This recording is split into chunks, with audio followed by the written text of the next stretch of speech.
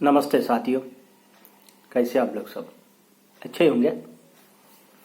दरअसल आज आप लोगों के सामने मेरा ये वीडियो रखने का एक मौजू ये है, यूक्रेन और रशिया क्यों लड़ रहे हैं आपस में, असल लड़ाई होती क्यों है, इसके बारे में आज मैं थोड़ा डिस्कशन करूंगा आप लोगों से। हो सकता है आप लोगों को ये बात पसंद आए। अगर आप लोगों को ये बात पसंद आए तो मेरे चैनल को सब्सक्राइब कीजिए, इसे लाइक कीजिए और इसे फॉरवर्ड कीजिए।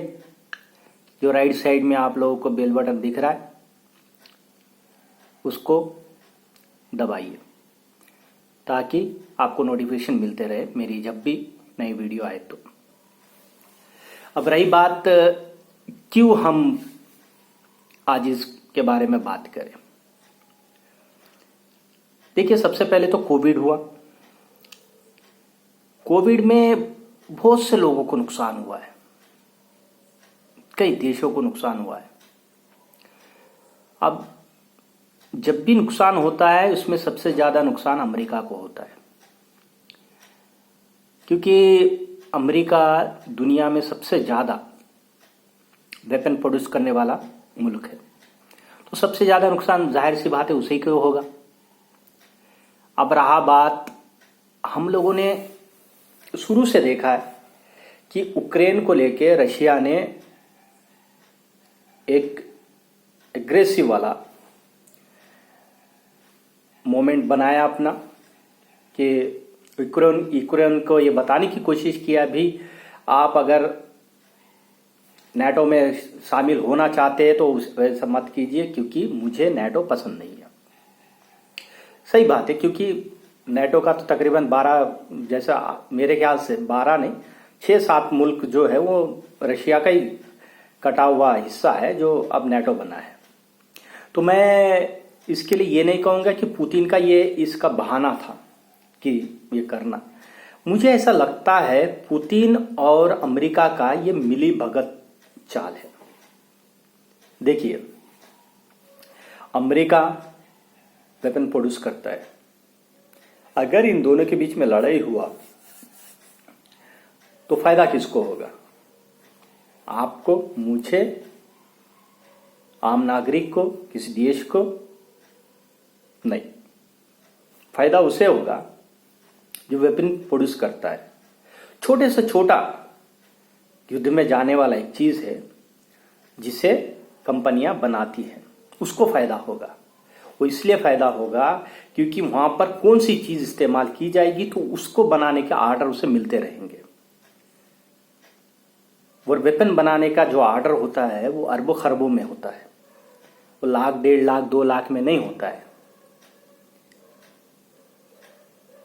जैसे कि अभी रशिया का डेली बाय डेली खर्चा जो है उसका तकरीबन मेरे हिसाब से, मैं जिस लगाता हूं तो मेरे हिसाब से 2 से 2.5 लाख करोड़ रुपए का हर रोज का उसका नुकसान हो रहा है।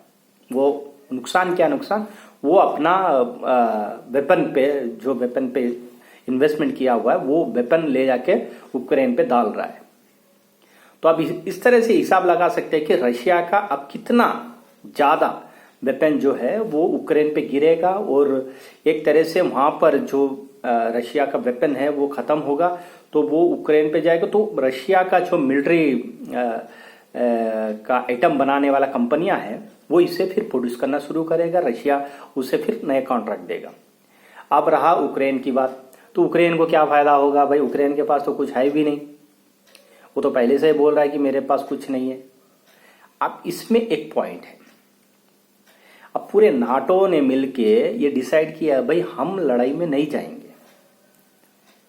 हम आपको वेपन देंगे,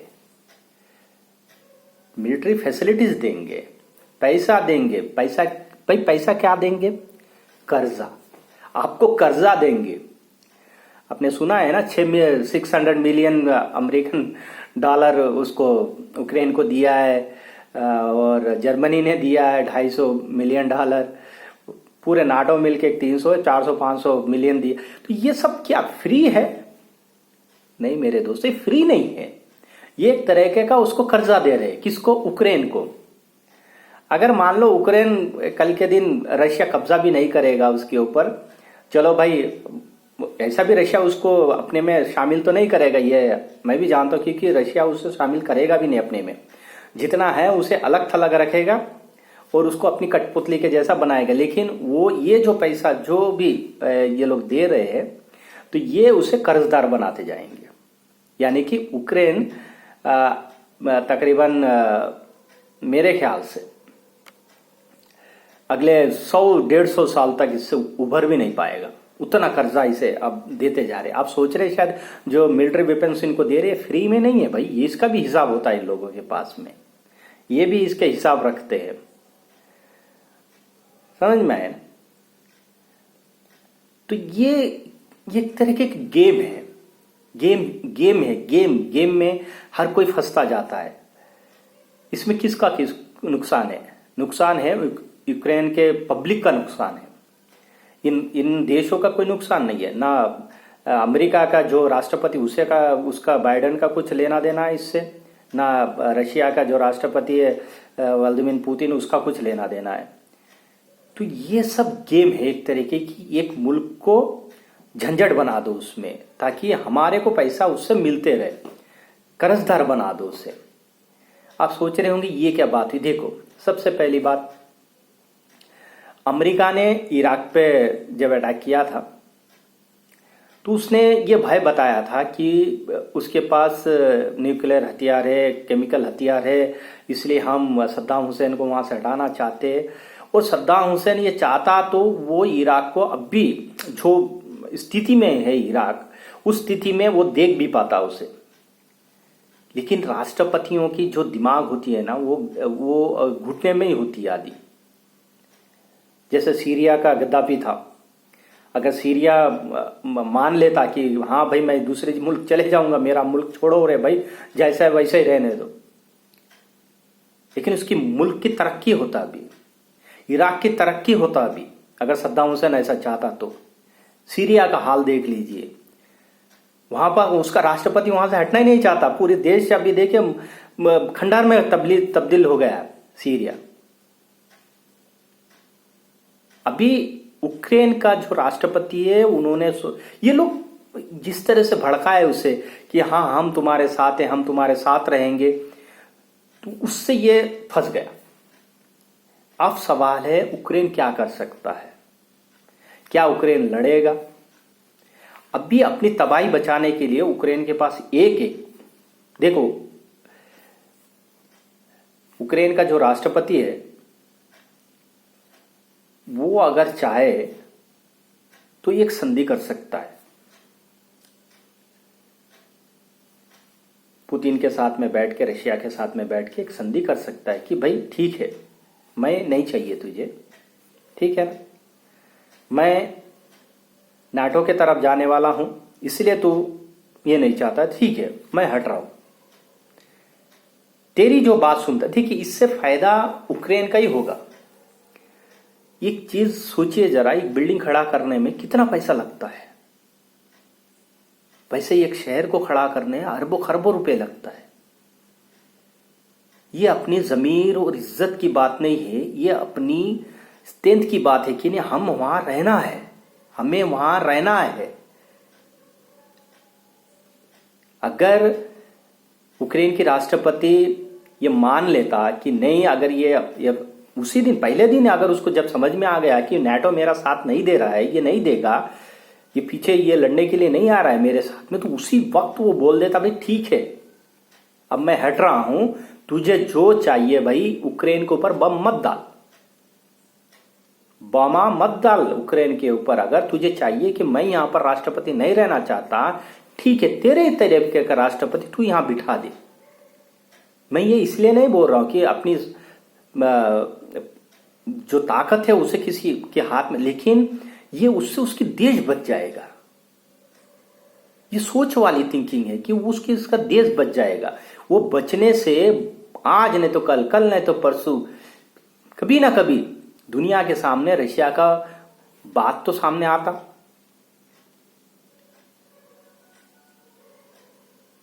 तो ये समझने वाली बात है। यूक्रेन के राष्ट्रपति के पास अभी भी हाथ है कि वो इस बात को समझे, पुतिन के साथ में बैठ के बात करे। ठीक है, मैं तेरे को पसंद नहीं है खल्ली वल्ली, मुझे मेरा मुल्क सही सलामत चाहिए। अगर ये एक बात उन्होंने अगर पलट देना, उसके बाद देखिए नाटो और यूरोप के जो मुल्क है साले लोग वो लोग पेशाब नहीं कर लिए तो बोलना। ये इंसान की सोच होना चाहिए। आप एक देश के राष्ट्रपति है, एक पूरी मुल्क के राष्ट्रपति, अगर आपको दूरदर्शिता नहीं है आपके पास में, तो उस मुल्क का राष्ट्रपति बनने में आपको कोई मतलब ही नहीं है। जब आप देख रहे हैं कि आपके शहर बाय शहर ढहते जा रहा है रशिया वाला, कोई कुछ नहीं बोल रहा है, आप कुछ नहीं बोल रहे, कितनी देर तक आप रशिया का सामना करते रहेंगे?